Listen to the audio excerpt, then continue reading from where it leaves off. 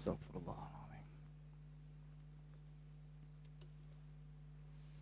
Assalamualaikum warahmatullahi wabarakatuh. Bismillahirrahmanirrahim. Innal hamdalillah nahmaduhu wa nasta'inuhu wa nastahdihi wa nastaghfiruh. Wa na'udzu billahi min syururi anfusina wa min sayyiati a'malina.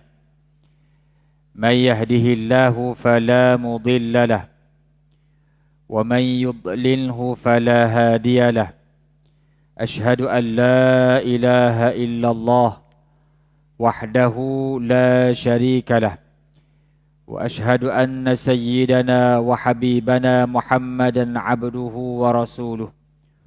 Allahumma salli wa sallim wa barik ala sayyidina Muhammad wa ala alihi wa ashabihi wa man tabi'ahum bi ihsanin ila yaumiddin. Rabbi shrah li sadri wa yassir li amri wa halul 'uqdatam min lisani yafqahu qawli. Subhanaka la ilma lana illa ma 'allamtana innaka antal alimul hakim. ولا حول ولا قوة إلا بالله العلي العظيم. اللهم ارزقنا فهم النبيين وحفظ المرسلين وإلهام الملائكة المقربين واهدنا بهداية العارفين. اللهم رب يسر ولا تعسر فإن تيسير كل عسير عليك يسير. اللهم رب تمم بخير. أما بعد.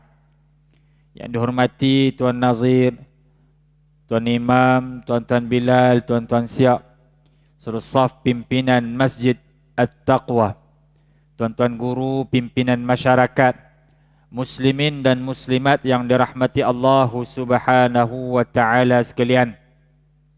Alhamdulillah, syukur pada Allah Subhanahu wa Ta'ala, dengan limpah kurnianya pada malam ini kita dipertemukan di dalam sebuah majlis ilmu bagi kita membahaskan kitab Bahrul Mazi juzuk yang ke-18. Mudah-mudahan Allah Subhanahu wa Ta'ala memberikan kita kefahaman, kekuatan untuk mengamalkan apa yang terbaik, serta kita jadikan Al-Quran dan juga sunnah Nabi sallallahu alaihi wasallam sebagai panduan yang utama di dalam kehidupan kita insya-Allah. Tuan-tuan muslimin dan muslimat yang dirahmati Allah Subhanahu wa Ta'ala sekalian, kita menyambung pada masalah yang ke-93. Kita masih lagi berada pada bab yang ke-45, yakni bab hadis jadi kafir, orang yang kembali jadi kafir daripada orang Arab, yakni setelah kewafatan baginda Nabi sallallahu alaihi wasallam. Qala al-musannif rahimahullahu ta'ala wa nafa'ana bihi wa bi'ulumihi wa ja'alana minal mukhlisin bi qiraatihi. Qal, masalah orang Rafidhi mencaci Sayyidina Abu Bakar. Orang Rafidhi, Rafidhi ni apa dia tuan-tuan? Dia bukan kumpulan muzik ke, kumpulan pasukan bola sepak ke, tak. Rafidah ni dinisbahkan kepada satu kumpulan daripada kumpulan-kumpulan dalam mazhab Syiah. Ya, dia ada Rafidah, dia ada Zaidiyah. Zaidiyah ni yang ada di negara Yaman. Yang Houthi itu ialah daripada majoriti, wallahu alam, mungkin ada campuran juga yang lain, tapi Houthi itu ataupun Zaidiyah itu ialah daripada kumpulan Houthi yang kita dengar baru ni yang akan menyerang Israel baru ni, di antaranya ialah daripada suara Houthi. Yang mana hari ni kita dengar tuan-tuan, kebanyakan suara yang bertegas yang nak menyerang Israel ialah datang daripada, kebanyakannya daripada puak-puak Syiah. Houthi pun hantar, Hizbullah pun ada, kan, yang kita dah dengar. Tapi daripada negara-negara Sunni hari ni, masing-masing wallahu alam sekadar manakah bantuan yang telah mereka hantar.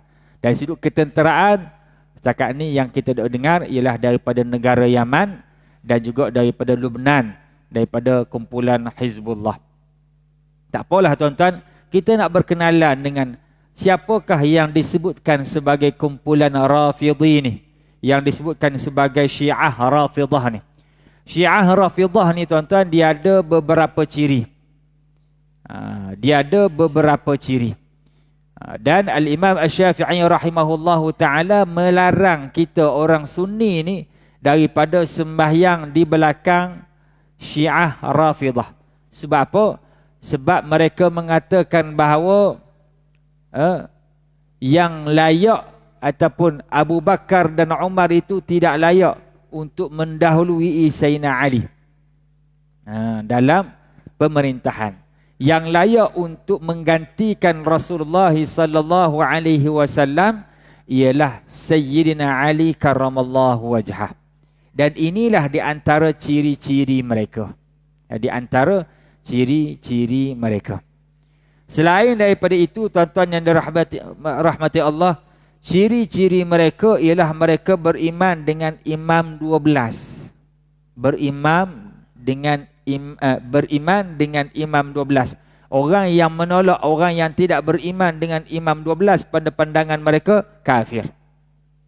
Ini pandangan Syiah Rafidah. Begitu juga tuan-tuan yang dirahmati Allah Subhanahu wa taala, mereka mengatakan Ali adalah pengganti bagi Rasulullah. Ali adalah pengganti bagi Rasulullah. Mereka bahkan mengatakan orang yang menolak ataupun yang menggantikan, yang mendahului Sayyidina Ali dianggap sebagai kafir. Abu Bakar, Umar dan sebagainya tu tuan-tuan, tak ada lah tuan-tuan. Dikira sebagai seorang orang tidak Islam. Bagi mereka yang Islam, sahabat Nabi SAW ni ada 3. Yang pertama Miqdad bin Al-Aswad, yang kedua Salman Al-Farisi, yang ketiga Abu Dhar Al-Ghifari. Ni 3 orang ni saja. Ni pada pandangan mereka. Yang ketiga tuan-tuan yang dirahmati Allah Subhanahu wa taala, mereka menolak mushaf Sayyidina Uthman dan mengatakan bahawa Abu Bakar, Umar, Uthman ni mereka-reka mushaf. Mereka-reka mushaf, makna mencipta mushaf bagi mereka. Mereka menolak mushaf Uthmani, rasam Uthmani tersebut, dan mendakwa bahawa bagi mereka ada satu lagi mushaf yang dipanggil dengan mushaf Fatimi. Mushaf Fatimi ni 3 kali ganda lebih tebal daripada mushaf yang ada pada kita. Mushaf sekarang ni nipis. Hak mushaf pada puak-puak Rafidah ni, puak-puak Syiah ni, dia ada satu lagi mushaf yang dipanggil mushaf Fatimah. Kemudian tuan-tuan yang dirahmati Allah Subhanahu wa taala, perkara yang keempat, ciri-ciri Rafidah ni, mereka mengatakan bahawa Allah Subhanahu wa taala tidak mengetahui perkara yang akan berlaku. Berat ni tuan-tuan. Allah Taala tak tahu benda yang akan berlaku pada masa akan datang, Allah Taala tak tahu. Dalilnya apa tuan-tuan? Dalilnya dalam Quran ada nasikh mansukh. Dia kata, kan dalam Quran ada hukum-hukum yang dimansuhkan. Hukum contohnya berkaitan dengan iddatul wafah, perempuan yang beriddah kerana kematian suami. Kan dalam Quran lafaznya ada, hukumnya ada. Walladzina yatawaffawna minkum wa yadharuna azwajan wasiyatan li azwajihim mata'an ilal haul. Di permulaannya ialah iddah mereka itu ialah setahun. Kemudian datang pula ayat yang perintah yang selepasnya, walladzina yatawaffawna minkum wa yadharuna azwajan yatarabbasna bi anfusihinna arba'ata ashhurin wa 'ashra. Datang perintah yang kedua, yakni hendaklah beriddah selama 4 bulan 10 hari. Jadi dengan hujah itu mereka mengatakan bahawa Allah Subhanahu wa taala tidak tahu. Berkaitan dengan apa? Berkaitan dengan masa yang akan datang. Kalau dia kata kalau Allah Ta'ala tahu, takkanlah Allah Ta'ala nak buat nasih mansuh begitu. Bila Allah Ta'ala tahu, maka Allah Ta'ala perbaiki. Tuan-tuan yang dirahmati Allah, berat dah akidah ni. Berat tuan-tuan. Allah Ta'ala tak tahu. Maknanya Allah Ta'ala tidak tahu berkaitan dengan akibat daripada perbuatan dia. Itu sifat manusia, bukan sifat Tuhan. Kita dengar pun, lemahnya Tuhan ni. Sebab apa? Sebab dia tidak tahu. Baik, tuan-tuan yang dirahmati Allah Subhanahu wa Ta'ala sekalian. Dan yang terakhir ciri mereka ialah mereka ni orang yang bertaqiyah. Taqiyah, bukan bertakwa tuan-tuan, bertaqiyah. Taqiyah ni apa dia tuan-tuan? Taqiyah ini ialah mereka akan, orang kata taqiyah ni menyamar. Bila berada di kalangan orang Islam, mereka akan mengatakan kami pun percaya kepada Allah, percaya pada Rasul, yang layaknya untuk ganti Rasulullah ialah Abu Bakar. Kami juga Sunni dan sebagainya. Itu sifat golongan Syiah, Rafidah ni. Ini di antara ciri-ciri yang ada pada mereka. Ada lagi ciri-ciri yang akan disebutkan nanti insya-Allah dalam perbincangannya. Baik, tuan-tuan yang dirahmati Allah Subhanahu wa Ta'ala. Kata Imam Nawawi rahimahullah ta'ala dalam syarah Muslim, sungguhnya berkata setengah daripada orang-orang Rafidhi bahawasanya Sayyidina Abu Bakar As-Siddiq radhiyallahu anhu itu awal-awal orang yang menawan orang-orang Islam.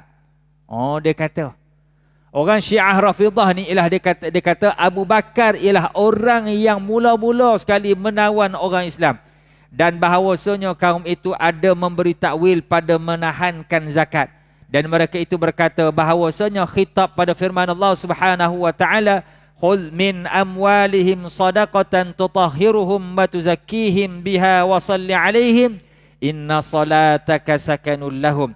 Artinya, ambil olehmu daripada harta mereka itu jadi sedekah yang menyuci ia akan mereka itu, dan engkau bersih akan mereka itu dengan dia, dan doakan olehmu atas mereka itu, kerana bahawasanya doa kamu itu rahmat bagi mereka itu. Kata Syiah Rafidah, maka khitab ini berkata mereka itu tertentu bagi Nabi sallallahu alaihi wasallam, tidak orang lainnya.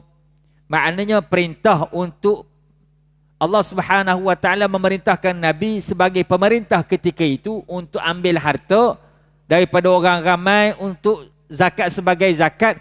Itu khususiat ke atas baginda Nabi sallallahu alaihi wasallam. Itu hanya khususiat Nabi. Yang boleh buat begitu hanyalah Nabi, orang lain tak boleh buat. Itu dakwaan Syiah Rafidah. Dan bahawasanya yang dikaitkan dia dengan beberapa syarat itu tiada didapati pada orang lainnya.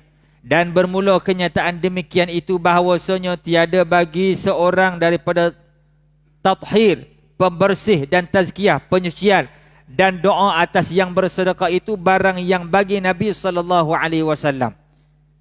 Jadi seperti mana yang kita sebutlah, bahawa dakwaan ini ialah dakwaan yang mengatakan bahawa ia adalah khususiat. Khususiat ni apa dia tuan-tuan? Khususiat ni ialah benda-benda yang khusus bagi Nabi, orang lain tak boleh buat. Khusus ni ialah benda yang khusus bagi Nabi, orang lain tak boleh buat. Seperti mana kita sedia maklumlah, perkahwinan lebih, kan? Perkahwinan adalah lebih untuk baginda Nabi. Untuk umat Nabi hanya terhad kepada 4. Nabi boleh lebih, kan? Itu khususiat Nabi. Kita kata seronoklah boleh lebih. Tuan-tuan, seronoklah boleh lebih. Kita kena ingat ada benda-benda yang lain yang tak seronok khususiat Nabi. Apa dia tuan-tuan yang dirahmati Allah? Di antaranya ialah Nabi SAW tidak boleh mengambil harta zakat ataupun tidak boleh memakan harta zakat. Nabi tak boleh. Nabi SAW wajib untuk bersembahyang malam. Itu Nabi SAW. Ya, ada benda-benda yang kita rasa macam kelebihan, tapi kelebihan itu bukannya untuk keseronokan hawa nafsu Nabi SAW, tetapi ia menjadi, kalau kita lihat dalam bab perkahwinan baginda Nabi SAW, ia memberikan banyak jalan sebagai dakwah. Kita dulu pernah belajar, tuan-tuan di sini kalau tak silap dulu kita pernah baca tafsir Ayatul Ahkam, kalau tak silap dulu. Sebelum kita baca hadis 40, kita pernah baca tafsir Ayatul Ahkam, dan di antara perbincangan yang kita bawa ialah berkaitan dengan perkahwinan baginda Nabi sallallahu alaihi wasallam. Kita sebut satu-satu perkahwinan dengan orang ni sebab apa? Perkahwinan dengan orang ni sebab apa? Perkahwinan dengan orang ni sebab apa? Perkahwinan dengan anak ketua suku kabilah, maka menyebabkan orang masuk Islam. Perkahwinan dengan yang ni, dia pemimpin. Perkahwinan dengan anak Abi Sufyan, apa kesannya kepada dakwah baginda Nabi SAW? Nabi berkahwin ni bukan semata-mata ataupun bukan seperti mana yang kita dakwa ataupun yang kita faham. Kita kahwin hari ni nak tiru macam Nabi SAW, payah. Ya, kahwin ramai tapi sebab yang lain. Mungkin ada juga ciri-ciri yang begitu, ciri untuk dakwah, ciri dan sebagainya. Tapi yang ramainya ialah kerana apa? Kerana keinginan nafsu dan sebagainya. Jadi tuan-tuan yang dirahmati Allah Subhanahu Wa Taala, hak bab nafsu pun kahwin tak salah tuan-tuan. Tapi jangan samakan kita ni seolah-olah kita ikut Nabi dengan hanya begitu. Ikut Nabi ni banyak cara. Cara lain banyak lagi yang boleh kita buat, bukan hanya semata-mata dalam bab tersebut sahaja. Baik, tuan-tuan yang dirahmati Allah Subhanahu Wa Taala sekalian. Maka seumpama ini syubhat, Syekh Idris Al-Marbawi mengatakan bahawa ini keliru ni apa yang didakwa oleh puak-puak Syiah Rafidhah ni. Apabila didapati, nescaya jadi ia daripada barang yang diuzurkan padanya, seumpama mereka itu, dan terangkat dengan sebabnya oleh pedang, dan berkata mereka itu bahawasanya memerangi orang-orang itu adalah ia zalim. Jadi tuan-tuan yang dirahmati Allah, ini dakwaan daripada puak-puak Syiah Rafidhah. Kata Al-Khattabi rahimahullahu ta'ala, dan mereka ini orang-orang yang berkata barang yang kami sebutkan itu ialah kaum yang tiada habuan baginya pada agama. Al-Khattabi mengatakan bahawa puak-puak ni kira macam tak ada pahala lah tuan-tuan. Tak ada pahala. Sebab apa? Sebab dakwaan-dakwaan yang mereka sebutkan itu, kalau kita tengok ciri-ciri tadi, Allah Ta'ala tidak mengetahui Quran itu dicipta oleh Abu Bakar. Abu Bakar ni siapa tuan-tuan? Abu Bakar ni ialah mertua Nabi. Abu Bakar ini ialah orang yang bersama dengan Nabi dalam hijrah ke Madinah. Abu Bakar ini ialah orang yang diperakui keimanannya oleh Nabi SAW. Bila datang puak yang kemudian ini seolah-olah mengkafirkan, bahkan mereka mengkafirkan Sayyidina Abu Bakar As-Siddiq, lantaran daripada Abu Bakar itu menggantikan Rasulullah lebih dahulu daripada Sayyidina Ali karramallahu wajhah. Tuan-tuan yang dirahmati Allah Subhanahu Wa Taala. Dan hanya sahaja modal mereka itu bohong dan dusta dan mencapuk orang-orang salaf sahaja. Kerana khitab kitab Allah Ta'ala itu atas 3 jalan. Pertamanya khitab am, iaitu seperti firman Allah Subhanahu Wa Ta'ala, ya ayyuhalladzina amanu idza qumtum ila salah, wahai orang-orang yang beriman, apabila kamu hendak mengerjakan salat. Yang ni khitab am, maknanya Allah Subhanahu Wa Ta'ala, Al-Khattabi menyatakan bahawa cara Allah Ta'ala nak tujukan sesuatu kepada orang ni, dia ada 3 cara. Yang pertama yang dipanggil dengan khitab am, ditujukan secara umum. Seperti mana firman Allah Subhanahu Wa Ta'ala, ya ayyuhalladzina amanu idza qumtum ila salah, wahai orang-orang yang beriman, apabila kamu hendak mengerjakan salat. Yang ni khitab am. Kemudian dan seperti firman-Nya, ya ayyuhalladzina amanu kutiba alaikumus shiyam, wahai orang-orang yang beriman, diwajibkan atas kamu berpuasa. Ini juga khitab am dipanggil, tuju secara umum. Dan keduanya khitab khas bagi Nabi SAW. Tiada boleh menyengutui seorang yang lain padanya, yakni pada perkara tersebut, pada perbuatan tersebut, dan iaitu barang yang diterangkan dengan dia daripada lainnya dengan alamat takhsis dan putus tasyrik. Maknanya dia akan ada tanda-tanda yang lain bahawa itu merupakan khususiat bagi Nabi SAW, terkhusus untuk Nabi dan tak boleh dikongsikan. Putus tasyrik bermakna tidak boleh dikongsikan dengan orang lain pada perkara tersebut. Seperti firman Allah Subhanahu Wa Ta'ala, wa minal laili fatahajjad bihi nafilatan lak. Ni artinya, dan bangunlah pada sebahagian daripada waktu malam serta kerjakanlah solat tahajud padanya sebagai solat tambahan lak, bagimu. Maknanya yang ni lam litakhsis, nak khususkan bahawa ia khusus untuk baginda Nabi sallallahu alaihi wasallam. Khusus untuk Nabi, iaitu jadi wajib bagi Nabi, tapi bagi umat ia adalah sunnah. Sunat benda itu kita buat. Sebab apa? Sebab dalam ayat ini disebutkan bahawa ia adalah khusus untuk Nabi dan tak dikongsikan untuk orang lain. Tak kongsi dari sudut mana? Dari sudut kewajipan tersebut. Dari sudut sunat buat, tetap sunat untuk buat. Baik. Kemudian dan firman-Nya, khalisatan laka min dunil mu'minin. Adalah khas bagi engkau semata-mata, bukan bagi orang-orang yang beriman umumnya. Yang ni dalam bab apa, tuan-tuan yang dirahmati Allah? Dalam bab nikah tanpa mahar. Seperti mana Nabi SAW berkahwin dengan Maimunah bintul Harith. Yang ni Nabi SAW berkahwin dengan wanita tersebut tanpa mahar. Yang ni khusus untuk apa? Untuk siapa? Untuk baginda Nabi SAW sahaja. Baik. Jadi tuan-tuan yang dirahmati Allah Subhanahu wa taala. Jadi kita tengok banyak dalam bab yang khususiat ni. Dalam bab nikah ni dia ada lebih untuk Nabi, dia ada kurang untuk Nabi. Untuk umat Nabi SAW hanya 4. Untuk Nabi boleh lebih daripada 4. Untuk umat Nabi kena ada mahar. Untuk Nabi tak ada mahar pun tak apa. Tapi ada kurang. Nabi SAW tidak boleh berkahwin dengan ahli kitab. Kita sebagai umat Nabi boleh berkahwin dengan ahli kitab. Kan? Ada tak lebih kurang dia? Ada lebih kurang dia. Maknanya benda khususiat ni bukan ketentuan daripada Nabi, tapi ketetapan daripada Allah Subhanahu wa taala. Baik, tuan-tuan yang dirahmati Allah Subhanahu wa taala. Dan ketiganya khitab yang terhadap bagi Nabi SAW serta sekalian umatnya pada kehendaknya dengan dia bersamaan. Seperti firman Allah Subhanahu wa taala, aqimis salata liduluki syamsi ila ghasaqil lail. Dirikan salat ketika gelincir matahari hingga waktu gelap malam. Dan seperti firman-Nya, fa idza qara'tal Qur'an fasta'iz billahi minasyaitonir rajim. Artinya, oleh itu apabila engkau membaca Al-Quran, maka hendaklah engkau terlebih dahulu memohon perlindungan kepada Allah daripada syaitan yang dirijam. Qara'ta, kan? Allah Ta'ala sebut aqimis salah. Perintah ni perintah seorang. Aqim, dirikanlah oleh kamu. Kamu ni seorang. Yang ni digunakan dalam bentuk singular.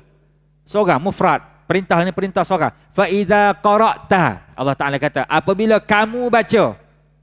Adakah Nabi SAW sahaja yang diperintahkan untuk baca Quran? Apabila Nabi nak baca Quran, maka hendaklah baca a'udzubillah. Adakah hanya perintah itu untuk Nabi? Tak. Dia juga untuk Nabi dan sekalian umat dia. Walaupun pada ayat tersebut menggunakan lafaz kamu, seorang. Bukan kamu semua, kamu seorang. Fa idza qara'ta. Kalau nak kata kamu semua, fa idza qara'tum. Tapi Allah Ta'ala gunakan fa idza qara'ta fasta'iz billahi minasyaitonir rajim. Dan yang seperti firman-Nya, wa idza kunta fihim fa aqamta lahumus salah. Artinya apabila engkau wahai Muhammad berada dalam kalangan mereka semasa perang, lalu engkau mendirikan salat dengan menjadi imam mereka. Ini salat, perintah berkaitan dengan salatul khauf. Salat dalam keadaan takut, dalam keadaan perang. Adakah perintah salat khauf ini hanya untuk Nabi SAW semata-mata? Tidak. Dia juga boleh diamalkan oleh umat Nabi SAW. Maknanya ada seorang yang jadi imam, yang lain ikut. Dia bukan khusus hanya zaman Nabi SAW. Kalau hanya khusus zaman Nabi SAW, ulama tidak susunlah dalam kitab. Ulama tak susunlah dalam kitab berkaitan dengan tajuk, berkaitan dengan salatul khauf. Dan seumpama yang demikian itu daripada khitab yang dihadapkan, maka sekalian yang demikian itu tidak tertentu dengan Rasulullah SAW, bahkan bersekutu dengannya padanya oleh umat. Maka demikian juga firman Allah Subhanahu wa taala, khudh min amwalihim sadaqah. Artinya ambillah sebahagian daripada harta mereka itu sebagai zakat. Perintah ini bukan terkhusus untuk Nabi. Yang walaupun ayat tersebut menggunakan perintah, ambillah oleh kamu seorang, singular juga, tapi dia sama seperti mana ayat-ayat yang tadi. Tidak seperti mana yang didakwa oleh puak-puak Syiah Rafidah yang mendakwa bahawa ia hanyalah terkhusus untuk baginda Nabi SAW. Kerana apa? Dilihat kepada perintah tadi. Dilihat kepada perintah tadi, perintah itu berbentuk seorang. Kenapa kamu mengatakan bab ini saja, dalam bab yang lain? Dalam bab ta'awuz, kenapa kamu tak katakan ia khusus untuk Nabi? Dalam bab sembahyang khauf, kenapa kamu tidak kata bahawa ia khusus untuk Nabi? Ya.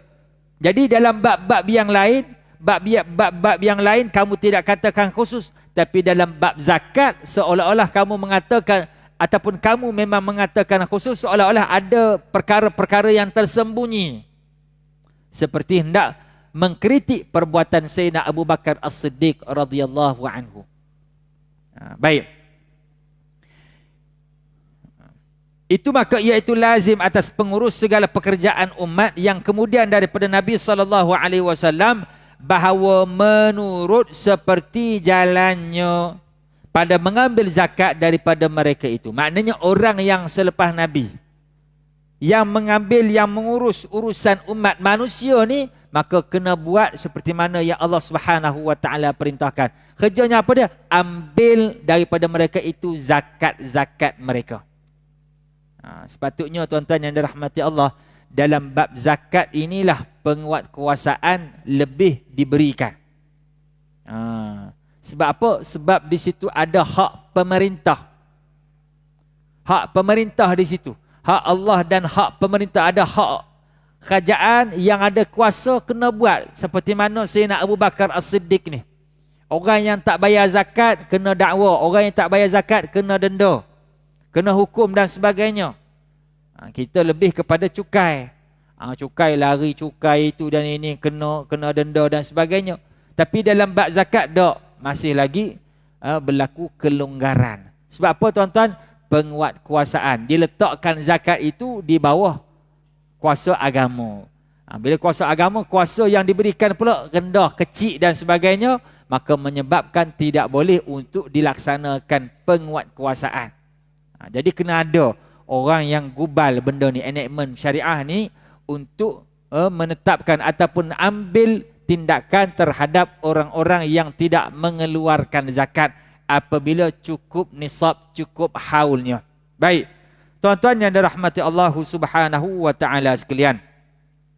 Dan hanya sahaja faedah pada menghadapkan Nabi SAW dengan khitab itu kerana ianya yang menyeru kepada Allah Subhanahu wa taala dan yang mengambil keterangan daripadanya akan maksud apa-apa kehendaknya.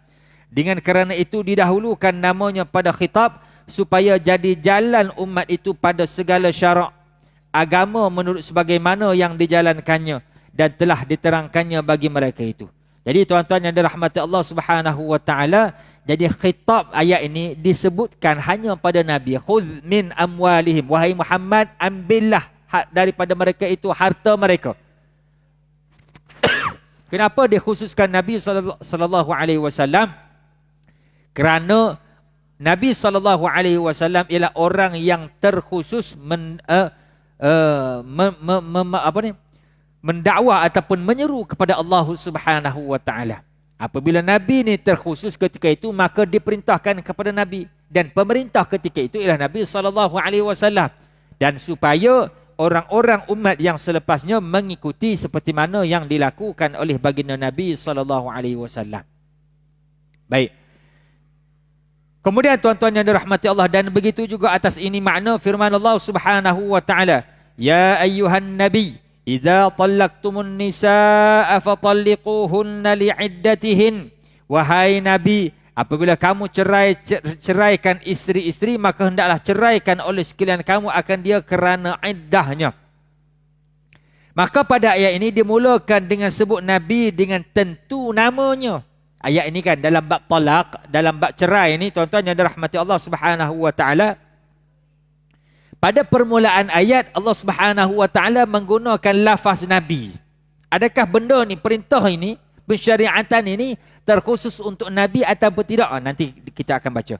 Kemudian dikhitabkan akan dia serta sekalian umatnya dengan hukum seumumnya. Yang walaupun ayat ini disebut Nabi, wahai Nabi, An-Nabi. Nabi ini makna khusus untuk Nabi SAW. Kalau sebut An-Nabi, makna itu ialah Nabi Muhammad SAW. Baik, maka tuan-tuan yang dirahmati Allah, bila sebut demikian, adakah hukum tersebut terkhusus untuk Nabi? Tak. Sebab apa? Sebab daripada siyaqul kalam, daripada kefahaman ayat ini tidak menunjukkan bahawa ia khusus untuk Nabi. Bahkan ayat ini perintahnya untuk Nabi dan umum untuk sekalian umatnya. Dan terkadang adalah khitab itu terhadap kepadanya, tetapi kehendaknya orang lainnya. Seperti firman Allah Subhanahu wa taala, "Fa in kunta fi syakkin mimma anzalna ilaik fas'al lil ladzina yaqra'una al-kitaba min qablik laqad ja'akal haqqu min rabbik fala takunanna minal mumtarin."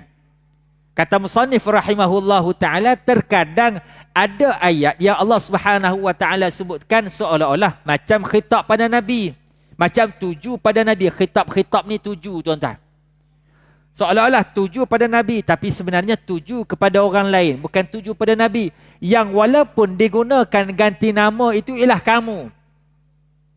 Seperti mana yang disebutkan dalam ayat ini, yang mana maksudnya fa in kunta fi syakkin mimma anzalna ilaik.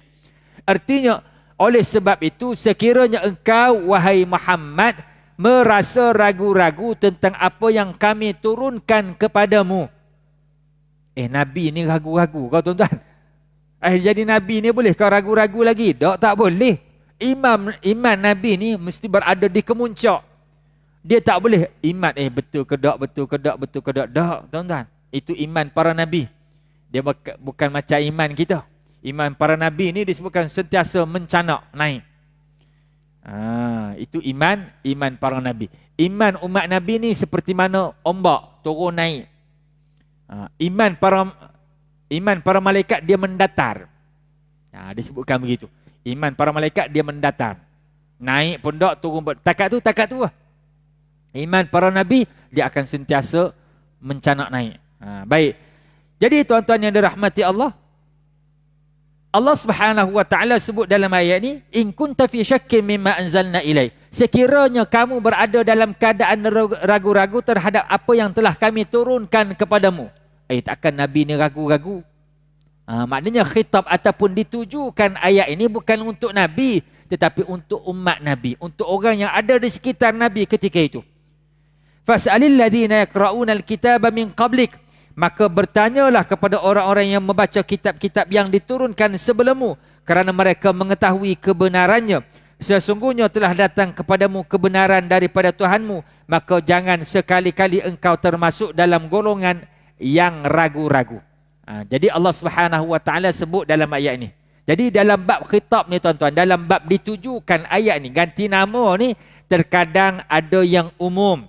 Seperti mana yang kita sebut tadi, perintah-perintah sebut umum. Qumtum ila salat, apabila kamu kamu semua hendak mendirikan sembahyang. Kutiba alaikumus siyam, difardukan ke atas kamu semua. Itu ayat kita fahamlah untuk umum. Ada ayat yang khusus untuk Nabi SAW, dan dalam ayat yang khusus tersebut mesti ada tanda-tanda yang mana ia menjadi khususiat bagi Nabi SAW. Itu yang kedua.